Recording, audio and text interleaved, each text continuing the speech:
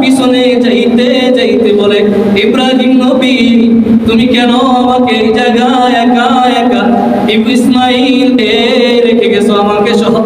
বারবার, একবার, দুইবার, তিনবার পর ইব্রাহিম আলাইহিস সালাম উপরের দিকে তাকাইল, মনে মনে কই বলল, হাজেরা ডাক দিয়ে বলো আল্লাহ তাআলার আদেশ? বলে হ্যাঁ। মনে মনে যখন আসমানের দিকে এরকম ভাবে ইঙ্গিত করলো, হাজেরা ডাক দিয়ে বলল, ইব্রাহিম নবী আমার কোনো আর কষ্ট নাই।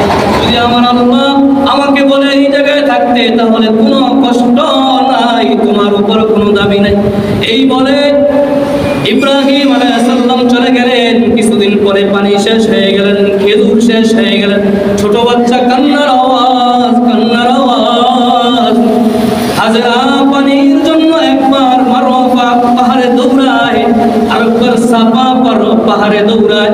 এভাবে একবার, দুইবার, তিনবার, 7 বার অতিক্রম করার পর বারবার যখন দৌড়াদৌড়ি করে একবার পাহাড়ের চূড়ায় যাইয়া দেখে ইসমাইল আছে কিনা, এরকম ভাবে উকি দিয়া চাইল। আল্লাহ তাআলা এই উকিকে এত পছন্দ করলো, আল্লাহ তাআলা বলল, কিয়ামত পর্যন্ত যত হাজিরা মক্কায় হজ করার জন্য আসবে রে,